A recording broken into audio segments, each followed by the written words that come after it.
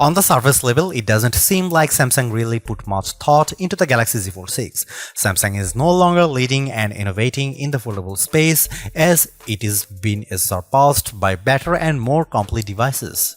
But for one skepticism, it turns out that there might be a method to the madness. The 6.3-inch cover screen is 2376 by 968 pixels with fully adaptive refresh rates from 1Hz to 120Hz. In general, I like using the cover screen since it isn't always practical to open up the phone and use the larger display. It's a nice little screen for web browsing, email and TikTok scrolling. It's fine for texts and messaging, though I still don't relish typing longer messages on the too cramped virtual keyboard. The screen is probably narrower than my iPhone 15 Pro Max by a solid half inch. The inner 7.6-inch screen is 2160 by 1856 pixels with a thin flat bezel. It's a very bright screen 2600 nits with a crease that is less noticeable than on previous tablet foldable phones. Don't get me wrong, you can still feel and see the crease, but Samsung has done solid work reducing the little eyesore so that it's getting closer to being unnoticeable. Visually, the Galaxy Z Fold 6 has a lovely, colorful and contrast-rich tablet display, perfect for virtually any task. I enjoyed watching Netflix and Max videos as much as I liked playing games like Call of Duty Mobile and Asphalt 9. It's great for browsing websites and long articles. In tablet mode, the Galaxy Z Fold 6 is very comfortable to hold. In flex mode, which is what Samsung calls it when you fold the screen 90 degrees and set the Galaxy Z Fold 6 on a flat surface, the display is useful for video watching and video calls, though I didn't like typing on it. As smartphones look more and more alike, so manufacturers differentiated their designs with unusual and sometimes ill-conceived camera arrays. If I were in charge, I'd aim for stability, or at least what Samsung has done with the Galaxy Z Fold 6, polish and professionalism. The 3-camera array on the back is prominent, but I like how each lens looks a bit like a prosumer camera lens. That's the good news. The not so good news is that Samsung didn't do much to upgrade this array, and the cameras on the last Z Fold 5 were a disappointment. This is essentially the same camera specs as you'll find on the Samsung Galaxy S24. Here is how the 3 cameras break down. 50 megapixel wide angle, f1.8 aperture, 12 megapixel ultra wide, f2.2 aperture, field of view is 123 degrees, 10 megapixel 3x optical zoom with aperture 2.4. It's a good set of cameras, and I took dozens of lovely photos in Paris under all sorts of conditions.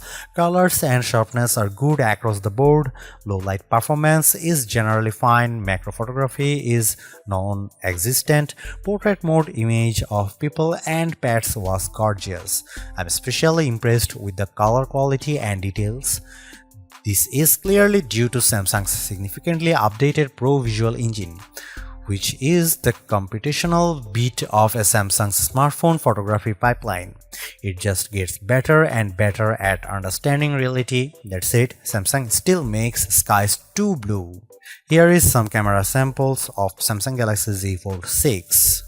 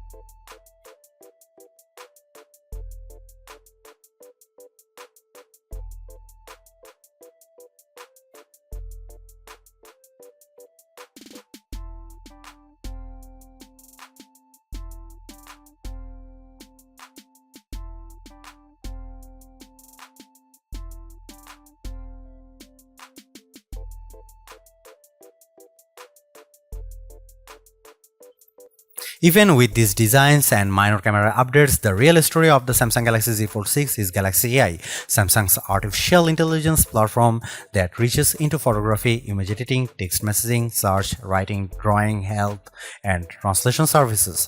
These powerful tools, which arrived more or less fully formed with the new foldable phone, are more than useful, they are often fun. Key Galaxy AI features include, but are not limited to, Circle to Search, Sketch to Image, Interpreter, Note Assist, and Chat Assist.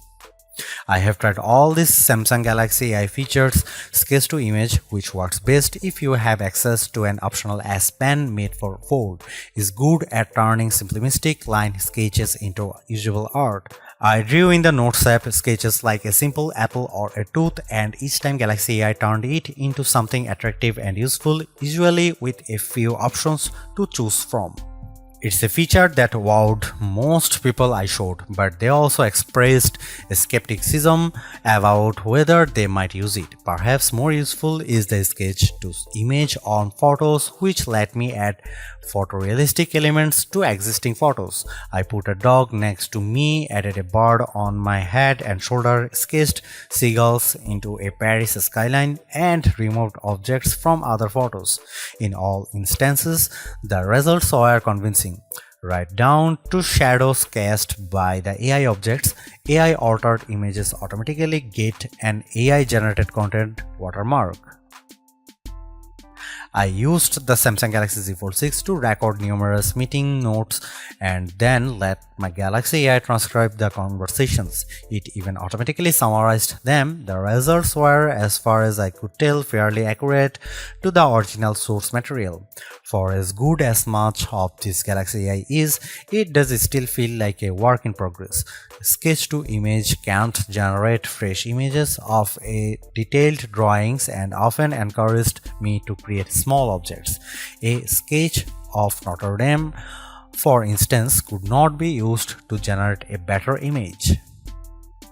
Some of the sketch-to-image photo generations were significantly different than my initial drawings. For now, these are rough tools that create content that is at best inspired by your scribbles. I used the generative fill tool to remove people from behind me in a selfie, and the system impressively filled in the space left after their removal with a background that matched the surroundings. Beyond doing a competent job, these Galaxy AI tools are easy to use. Case in point, the interpreter. The interpreter lives under the quick panel, but you can move to your home screen, fold the phone into flex mode, and it's quite easy to let the system detect the language of the speaker and start interpreting. It can either interpret a foreign language speaker or do real-time two-way translation, so the person facing you sees what you are saying translated into their language, and you see on the main screen their words in a language. The AI feature works well, but I quickly realized that when I already had a language barrier, explaining to someone how to use this feature was a problem. I later used the Galaxy AI Translator to live translate a Spanish TV show. The translation was not always exact, but it was close enough to be useful. The Galaxy Z Fold 6 represents Samsung's latest in performance hardware. It has a larger vapor chamber, which should help with heat dissipation, especially during intense activities like gaming.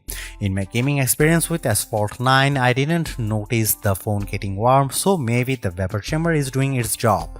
Not only does the Galaxy Z Fold 6 use Qualcomm's latest silicon, but it also gets a bespoke version of the Qualcomm Snapdragon 8 Gen 3 for Galaxy chip, which gives a small boost to clock speeds. This is backed by 12 GB of RAM.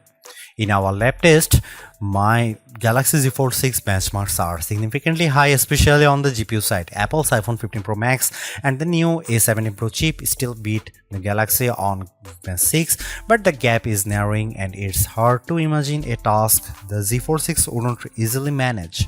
I shot 4K 30fps video with the phone and then edited 4 instances for the clip in Adobe Premiere Rush without any issues. Storage starts at 256 GB, which is not bad, but I think Samsung should have offered 512 GB.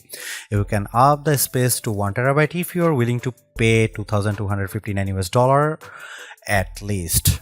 A word about these prices: the Galaxy Z Fold 6 is an expensive handset starting at $1,899, but Samsung usually has fantastic trade-in deals and sales, and it's unlikely you will pay full price, so be sure to shop around before buying.